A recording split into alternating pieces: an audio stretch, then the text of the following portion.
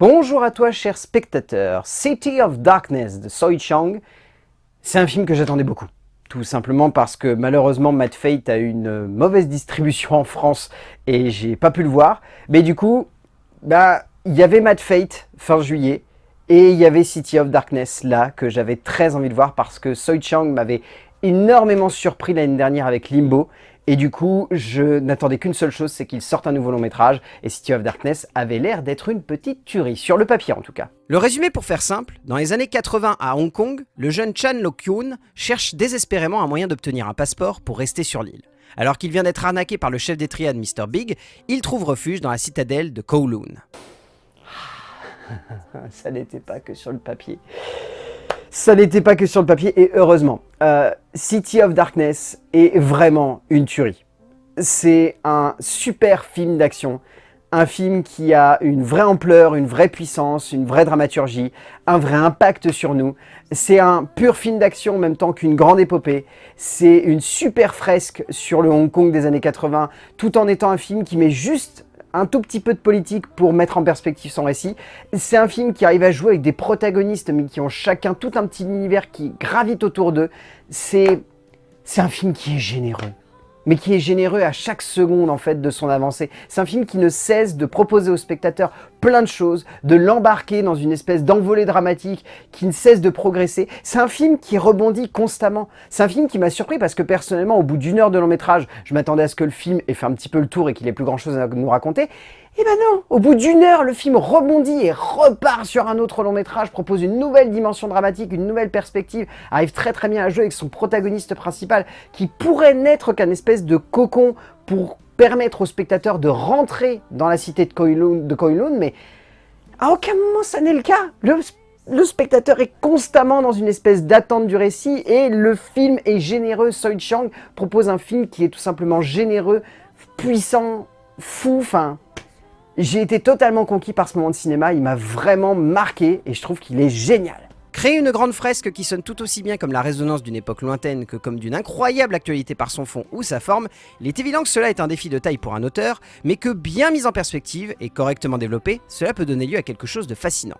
Choi Seong revient pour la deuxième fois cette année à la mise en scène avec une œuvre radicale, impressionnante, puissante et violente, une folle plongée dans un univers bourré de détails et d'intensité, pour un moment d'action et de tension qui ne retombe jamais, qui brille par un sens du détail qui impressionne de la part d'un metteur en scène qui ne cesse de poser son cinéma comme un immanquable moderne. En termes d'écriture, donc à la base il y a le roman graphique de Yi Woo, le scénario donc écrit par Kwon Chi-shum, Lee Jun, Tai Lee Chan et Kim Yi-ao. L'écriture en fait est très intéressante parce que dans sa base dramatique, l'écriture, elle a un carcan qui est très classique. C'est l'histoire d'un personnage qui se retrouve au milieu d'une guerre de gangs, qui va se planquer dans une citadelle qui échappe un petit peu à l'idée de cette guerre, parce que chacun a trouvé son compte dans tout ça, et qui va essayer de gravir les échelons pour simplement se trouver une petite place et s'installer et rester. Parce que son objectif reste, dans la base, d'obtenir un passeport. Donc c'est un objectif très simple. Ça, c'est 1 heure de film. Je vous dis pas ce qui se passe ensuite, mais la deuxième heure de film prend tout ce qui s'est passé dans la première et inverse les statuts. Fait en sorte que chaque personnage ait un nouveau point de vue, une nouvelle perspective, une nouvelle dimension dramatique, et du coup, évolue d'une nouvelle manière. Et c'est ça qui m'éclate, c'est que les 4 scénaristes ont réussi à faire en sorte que le spectateur se sente impacté par des évolutions de protagonistes qui ne cessent en fait de progresser, de se renouveler, et du coup d'impacter le spectateur. Et c'est ça pour moi qui fait la force d'un bon film. C'est quand on prend une base, qu'on réussit à la rendre solide, mais vraiment solide, et faire en sorte que le spectateur se dise « ça fonctionne super bien, maintenant il faut voir ce que tu vas me proposer ». Et que dans la deuxième partie, on se dise « putain, je m'y attendais pas ». Et ça fonctionne. Et en plus, il y a toute cette perspective politique avec justement tout le travail autour de Hong Kong dans cette partie des années 80. Il y a tout le travail autour justement des triades, du rapport de conflit qu'il y a eu dans le passé, avec cette petite intro qui certes au début peut sembler assez vague, mais qui rapidement prend une nouvelle dimension lorsqu'on la met en perspective avec tous les personnages. Et ça va dans cette deuxième partie, où du coup, chaque personnage devient une espèce de nouvelle dimension. Et il y a un travail autour du relationnel entre les parents et les enfants, ou entre les membres d'une famille et leurs héritiers finalement, qui vont perdre durer un petit peu leur héritage. C'est fantastique à quel point il y a plein de dimensions qui se développent au fur et à mesure que le récit progresse et qui donnent de la perspective à cette aventure. Ao, Chan, Jun et Shum font du roman graphique de Wu un impressionnant voyage dans un lieu unique en son genre pour une épopée qui sonne avant tout comme un brillant moment d'immersion où, comme évoqué avant, le personnage central n'est que la base d'une bonne insertion dans un récit rondement ficelé. Que ce soit dans les retournements de situation, que ce soit dans la profondeur symbolique de chacun de ses protagonistes, que ce soit aussi par l'envie de parler de bien plus que simplement de guerre de triade et de mafia, il est évident que ce scénario sonne avant tout comme une fantastique fresque épique de guerre moderne qui parvient à totalement emporter le spectateur. J'aime à quel point Choi Chang est un cinéaste qui sait se servir de ses décors. J'ai pas vu Mad Fate malheureusement, j'ai vu que quelques images, mais ça avait l'air d'avoir cette même dimension. Ce besoin de jouer avec des décors qui sont des espèces d'immenses bordels mais d'une cohérence absolument totale. Cette citadelle que nous offre Choi Chang est la citadelle colorée, bariolée et déjantée qu'aurait pu être Limbo s'il n'avait pas été en noir et blanc. Parce que littéralement, il y a ce même travail, il y a cette même impression de voir une espèce d'énorme décharge, mais d'une cohérence et d'une logique par rapport à ce qui se doit se passer dedans, qui fait que du coup, les personnages peuvent jouer avec. Et ça, c'est un outil génial pour le cinéaste pour mettre en scène l'action. Parce que du coup, c'est un film de baston. Avant tout, c'est une histoire de gang, c'est une histoire de mafia, donc il faut qu'il y ait de la baston. Et la baston, qu'est-ce qu'elle est fun dans ce film.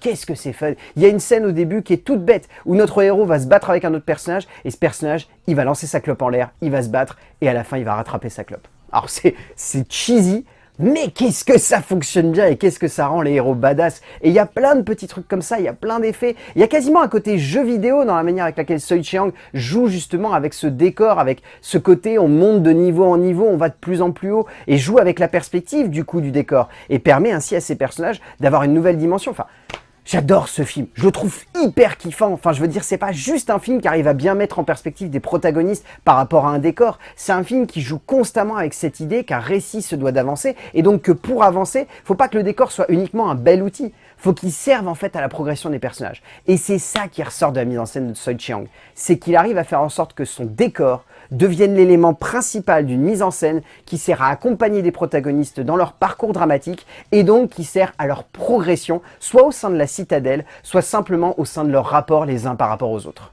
Cheong démontre une nouvelle fois un profond et magnifique sens du découpage, qui sait comment donner de la perspective à son action et surtout de l'énergie à son métrage, car comme évoqué avant, il peut se reposer sur un décor absolument fou et sur une direction de la photographie fantastique dont l'artiste est récemment décédé.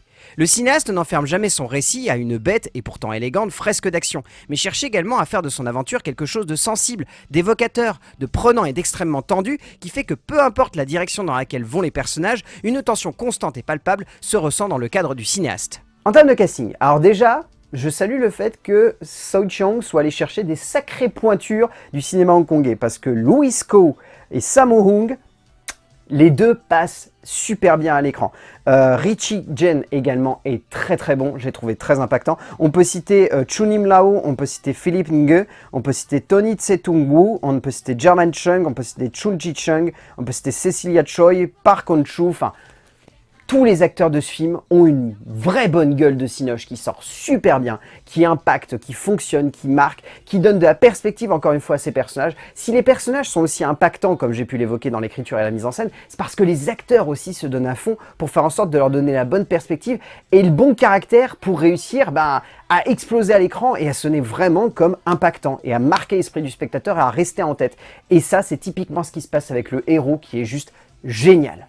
Raymond Lam est impressionnant dans le rôle central d'une œuvre qu'il domine totalement par un charisme et une énergie physique qui donnent du cachet et un panache incroyable à sa prestation tout du long du métrage. Au bout du compte, City of Darkness, foncez le voir. N'hésitez pas une seule seconde, ne vous posez pas de questions, foncez le voir. Vous allez passer un moment kiffant, vous allez vous éclater. C'est un film d'action, mais en même temps c'est un drame. C'est un film qui arrive à être une grande fresque épique, une vraie épopée humaine qui arrive à parfaitement mettre en relief des personnages avant de construire de l'action. C'est un film qui a un décor de fou, qui est mis en scène avec génie par un cinéaste qui de plus en plus ne cesse de conquérir mon cœur et me rappeler à quel point Limbo, c'était pas juste une belle petite découverte, c'était vraiment un grand moment de cinéma. Donc City of Darkness de Choi Chang, si vous avez l'occasion de le voir en salle, foncez, c'est une tuerie. A plus.